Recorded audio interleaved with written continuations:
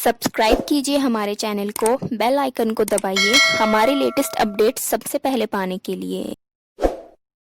नमस्कार सर। नमस्कार। सर क्या नाम है आपका? अनवर अली। अनवर अली जी, आप कहाँ के रहने वाले हैं? हम यूपी के गोरखपुर मंडल के महाराजगंज जिले के निचलौल क्षेत्र के रहने वाले हैं। अनवर अली जी, संत रामपाल जी महाराज से नाम दीक्षा आपने कब ली?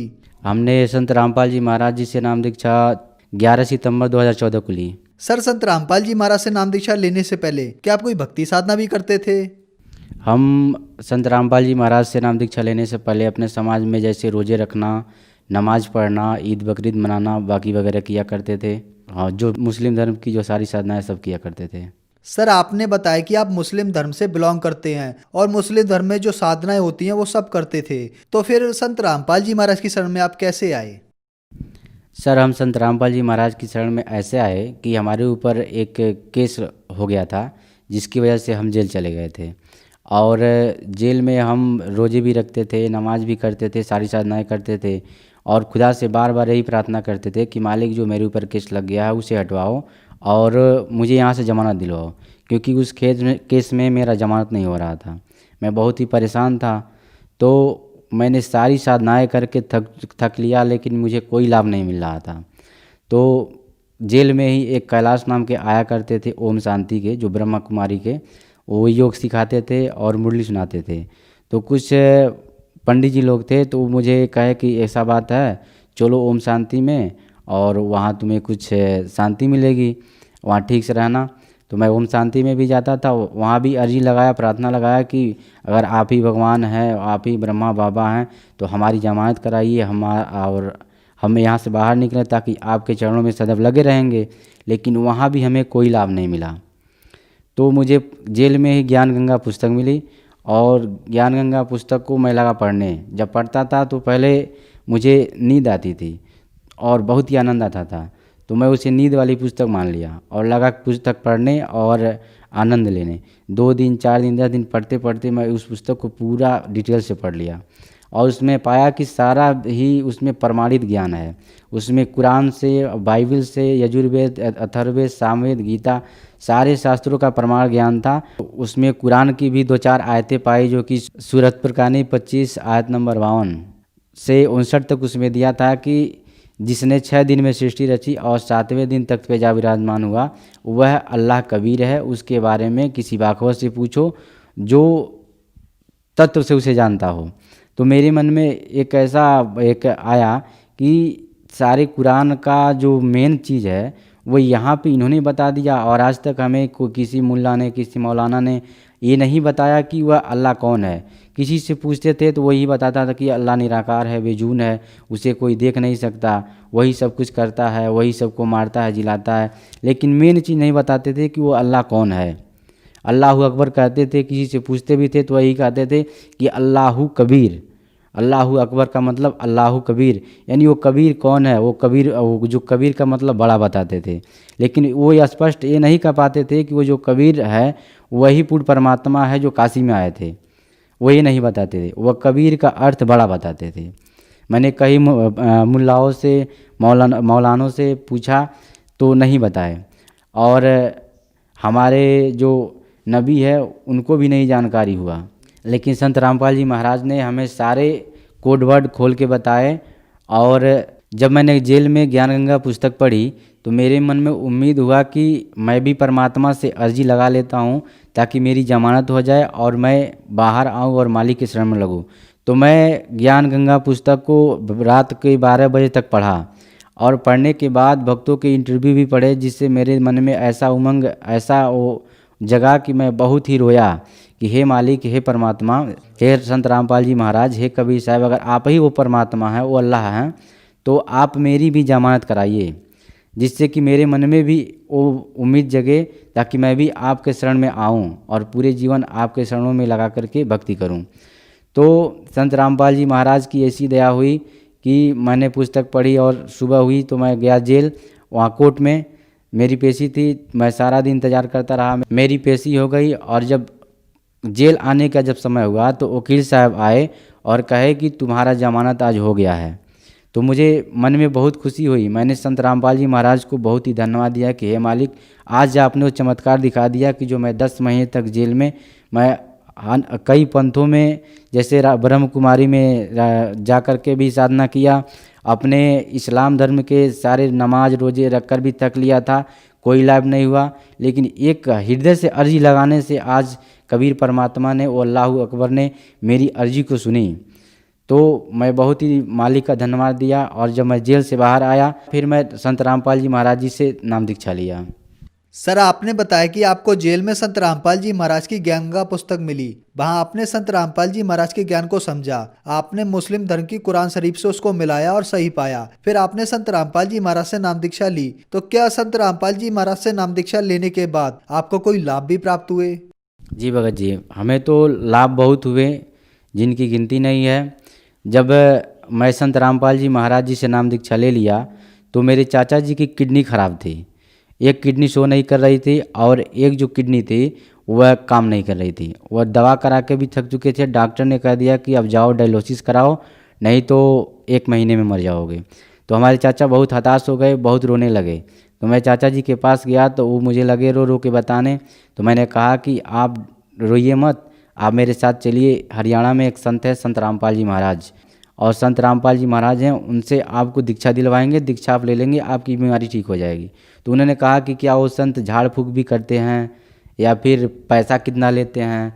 तो मैंने बताया कि वहाँ ना तो कोई झाड़ फूँक होता है, ना ही कोई पैसा लिया जाता है। वहाँ सिर्फ एक मंत्र बताई जाती है, मंत्र साधना बताई जाती है। आप वहाँ चलिए, वहाँ जाने से आपका बीमारी ठीक हो जाएगा।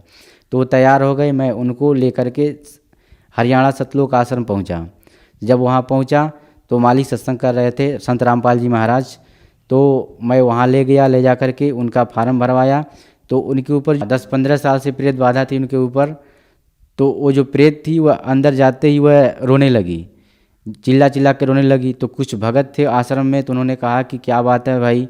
तो मैंने कहा कि इनके ऊपर प्रेत बाधा, वही रो रही है। तो उन्होंने कहा कि इनको जल्द से जल्द चल के नाम दीक्षा दिला दो संत रामपाल जी महाराज जी से, और इनकी ये ठीक हो जाएगा प्रेत बाधा। तो मैं ले गया, फार्म भराया और संत रामपाल जी महाराज जी से अपने चाचा जी को दीक्षा दिलवा दिया। और दीक्षा लेने के बाद से ही वह जो प्रेत बाधा थी, जो रो रही थी, वो शांत हो गई। उनकी किडनी फेल होने से जो अंदर दर्द हो रहा था वो भी ठीक हो गया। डॉक्टर ने किडनी के बारे में ही बताया था कि एक किडनी शो नहीं कर रही है और जो दूसरी किडनी है वो काम भी नहीं कर रही है, और बिना डायलिसिस के ये जिंदा नहीं रह पाएंगे। लेकिन संत रामपाल जी महाराज जी से दीक्षा लेने के बाद उनकी सारी बीमारियां ठीक हो गई। शुगर भी ज़्यादा बढ़ गया था, वो भी कंट्रोल में आ गया बिना दवा खाए। और जो किडनी जो नहीं काम कर रही थी वो भी काम करना शुरू कर दिया, बिना डायलिसिस के ही स्वस्थ हो गए। चल नहीं पाते थे, अच्छे से चलने लगे, खेतों में मजदूरी धंधा भी करने लगे, साइकिल भी चलाने लगे। और भी हमारे साथ बहुत लाभ हुए, जो कि हमें पीठ में चोट लग गई थी, जो नाभि से जुड़ने वाली जो नस है उस पर चोट लग गई थी। मैं ठीक से चल नहीं पा रहा था, काम भी नहीं कर पा रहा था, घर पे कई दिन बेड रेस्ट किया। तो मैंने मालिक से, संत रामपाल जी महाराज जी से एक प्रार्थना लगाई कि हे मालिक, मेरे पीठ में नस पे ऐसे चोट लग गई है, मैं डॉक्टर से दिखाया, दवा भी लिया, फिर भी नहीं ठीक हो रहा है। तो उन्होंने हमें आदेश दिया ठीक हो जाएगा। मैं 2 दिन में ही वो ठीक हो गया। और एक लाभ और हुआ, मेरी पत्नी का जो बीपी है वह बहुत ही लो हो गया था, जो कि डॉक्टर बताते हैं कि बीपी प्रत्येक आदमी का 120/80 होना चाहिए। लेकिन उनका जो ब्लड प्रेशर था वह 80/30, कभी 60/20 हो जाता था। तो मैं डॉक्टरी प्रैक्टिस कर रहा था उस समय, अभी भी करता हूँ। तो मैं देख करके बहुत हैरान हो गया, कई डॉक्टर लोगों से भी दिखाया तो वो भी हैरान हो गए कि इतने में तो इसको मर जाना चाहिए, जीवित कैसी है। तो मैं मालिक से प्रार्थना लगाया संत रामपाल जी महाराज जी से, तो उन्होंने कहा कि ठीक हो जाएगा और चिंता मत करो। जो पत्नी का जो बीपी कम था वो मैनेज में आ गया, आज वो पूर्ण रूप से ठीक हैं। और संत रामपाल जी महाराज जी की कृपा से आज हम पूर्ण रूप से ठीक हैं, पूरे परिवार ठीक हैं। मैं मुस्लिम धर्म से होने से मैं पहले मांस मछली भी खाया करता था, तो बहुत ही खाने का आदी था। लेकिन जब से संत रामपाल जी महाराज जी का ज्ञान गंगा पुस्तक पढ़ा और उससे मुझे ज्ञान हुआ कि मांस मछली खाने वाला कितने नरक में जाता है, तब से मेरा हृदय एकदम पलट गया, मैं उधर देखता भी नहीं हूँ। सर, आप मुस्लिम धर्म से हैं और पहले आप मुस्लिम धर्म की सारी साधनाएं करते थे, तो ऐसा क्या ज्ञान दिखा आपको संत रामपाल जी महाराज की ज्ञानगंगा पुस्तक में या संत रामपाल जी महाराज में कि आप मुस्लिम धर्म की सारी साधनाएं छोड़कर संत रामपाल जी महाराज की बताई हुई भक्ति साधना करने लगे? सर मुझे ये चीज़ ये मिला कि आज तक जितने हमारे समाज के मुस्लिम धर्म के मौलाना साहब हैं, चाहे मुल्ला साहब हैं, काजी साहब हैं, उन्होंने इतना ही बताया कि कुरान को सिर्फ पढ़िए, उसकी जो अरबी लैंग्वेज है सिर्फ उसको पढ़िए, समझाते नहीं है, बताते नहीं है कि इसका अर्थ क्या है, मतलब क्या है, वो अल्लाह कौन है, उसकी पाने की विधि क्या है, कैसे मिलेगा। वो इतना ही बताते हैं कि वो जो खुदा है बेजून है, निराकार है, उसे कोई देख नहीं सकता और वही सब कुछ करता है, धरता है, सबको मारता है। लेकिन संत रामपाल जी महाराज ने ज्ञान गंगा पुस्तक में, जीने की राह पुस्तक में, सारी जितनी पुस्तकें हैं सब में उन्होंने खोल खोल के बता दिया कि कुरान शरीफ के सूरा 25 आयत नंबर 52 से 59 में, सूरत फुरकानी में, उसमें साफ साफ लिखा है कि जिसने 6 दिन में सृष्टि रची और 7वें दिन तक पे जा विराजमान हुआ, वह अल्लाह कबीर है, उसकी खबर किसी बाखबर से पूछ देखो। और मैंने कई मुल्लाओं से पूछा कि ये बाखबर कौन होता है, इसका मतलब क्या होता है, तो वो ये नहीं बता पाते बाखबर कौन होता है। तो मुझे संत रामपाल जी महाराज से ज्ञान हुआ कि वो बाखबर वो होता है जिसे सारी भाषाओं का ज्ञान हो, जिसे सारे वेदों का, सारे ग्रंथों का ज्ञान हो, जो सब कुछ खरा खरा खोल के बता दे, वो परमात्मा कौन है, अल्लाह कौन है, खुदा कौन है, उसके बारे में सब कुछ बता दे, वही बाखबर होता है। तो मैंने कई मौलाना से पूछा, काजियों से पूछा कि वो बाखबर आप हैं या फिर कोई और है, उससे मुझे मिलाइए, मुझे अल्लाह के बारे में जानकारी चाहिए। तो किसी ने नहीं बताया। वो सिर्फ अरबी भाषा का वो ज्ञान रखते हैं, वो यही मानते हैं कि जो अरबी पढ़ना जानता है वही मुसलमान है, जो नहीं पढ़ पाता वो नहीं है, वो इतना ही जानते हैं। तो मुझे संत रामपाल जी महाराज से ये ज्ञान हुआ और मैंने कुरान शरीफ को ये भी पढ़ा, उसमें सूरा 42 में आयत नंबर 1 जो है हामीम ऐन सिनकाब, जो कोड वर्ड है उस पूर्ण परमात्मा के पाने का, जाप करने का, जो कि वह तत्वदर्शी संत ही बताता है, इसके बारे में भी जानकारी हुआ। हमने कई मुल्लाओं काजियों से पूछा तो इसके बारे में उनको बेहद रूप से जानकारी नहीं थी। उन्होंने ही बताया कि हमारे नबी को इसके बारे में नहीं पता है तो हम कैसे बताएं। कई लोगों ने इधर उधर की बातें कह के भरमाए। फिर हमने ये भी पूछा कि ये बताइए वो खुदा कैसा है, साकार है कि निराकार है, वही बताएं कि वो जो खुदा है वह निराकार है। मैंने कहा कि कुरान शरीफ में यह सूरा 25 में, सूरत फुरकानी में, यह आयत नंबर 52-59 में जो दिया है कि जिसने 6 दिन में सृष्टि रची और 7वें दिन तख्त पे जा विराजमान हुआ, तो विराजमान होने वाला तो साकार होगा, जो विराजमान हो रहा है राजा के समान। जैसे हम लोग पढ़ते थे कि दिल्ली के तख्त पे सिकंदर लोदी का तख्त पे विराजमान हुआ, तो वैसे जब वो तख्त पे विराजमान है तो वो भी तो राजा के समान होगा। तो वो कौन है, तो वो इस बात को इधर उधर की बातें करके भटका देते थे। तो फिर हम संत रामपाल जी महाराज की पुस्तकें पढ़ी, धरती पर अवतार, उसमें और सारी ज्ञान हमको मिला, जिसमें दरूद शरीफ के बारे में मिला, फिर कलमे के बारे में मिला, उसमें भी अल्लाह कबीर के बारे में जिक्र है जो कि उसमें बताया गया है। कई जगह कुरान शरीफ में अल्लाह कबीर के बारे में जिक्र है, उसमें कबीर साहब का नाम कबीरू कबीरन खबीरन नाम से उसमें जिक्र है। लेकिन हमारे जो मौलाना साहब हैं, जो काजी साहब हैं, वो लोग कबीर का अर्थ बड़ा बता देते हैं कि वो कबीर जो है, कबीर का मतलब बड़ा होता है, और वो अल्लाह जो कबीर है वो बड़ा भगवान है। तो बड़ा भगवान कौन है, वो जो काशी में आए थे 600 वर्ष पहले, कबीर साहब वही हैं। और मैं अपने मुस्लिम समाज को बस यही संदेश दूंगा कि आप सभी कुरान शरीफ को अच्छे से पढ़िए और ज्ञान गंगा पुस्तक संत रामपाल जी महाराज का, जो कि डेली शाम को सत्संग आता है साधना पे, उस पे नीचे निपट्टी आती है। इन किसी भी नंबर पे अपना नाम, पता और मोबाइल नंबर अगर सेंड करते हैं तो ज्ञान गंगा पुस्तक, जीने की राह की कोई भी पुस्तक जो भी चूज करके आप नाम डालते हैं तो वह फ्री में आती है। इस पुस्तक को मंगाइए और पढ़िए और संत रामपाल जी महाराज के शरण में आइए और दीक्षा लीजिए और दीक्षा लेके अपना कल्याण करवाइए। सर, आपने बताया कि पहले आप मुस्लिम धर्म की सारी साधनाएं करते थे, रोजे रखते थे, नमाज पढ़ते थे, उसको छोड़कर फिर आप संत रामपाल जी महाराज की शरण में आए और संत रामपाल जी महाराज की बताई हुई भक्ति साधना आपने की, जिससे आपको बहुत सारे लाभ प्राप्त हुए। तो क्या संत रामपाल जी महाराज की शरण में आने के बाद आप मुस्लिम से हिंदू बन गए? नहीं सर, यहाँ पे जाति पात का कोई झगड़ा नहीं है, क्योंकि संत रामपाल जी महाराज का सिर्फ एक ही नारा है, जीव हमारी जाति है, मानव धर्म हमारा, हिंदू मुस्लिम सिख ईसाई धर्म नहीं कोई न्यारा। यहाँ पे जब कोई मुस्लिम बंदा आता है, नाम दीक्षा लेता है, तो समाज यही समझता है कि ये हिंदू हो गया, और कोई हिंदू बंदा आता है, नाम दीक्षा लेता है, तो हिंदू समाज समझता है कि मुस्लिम हो गया। तो यहाँ जाति पाति का कोई झगड़ा नहीं है। मालिक ये जो संत रामपाल जी महाराज हैं, सिर्फ इतना बताते हैं जो यथार्थ साधना है। सारे हमारी जो पिछली जो कुरीतियाँ हैं, जैसे हम रोजे रखते थे, मुस्लिम धर्म में नमाज करते थे, तो ये साधना थी, और इस साधना से हमें कोई लाभ नहीं हो रहा था।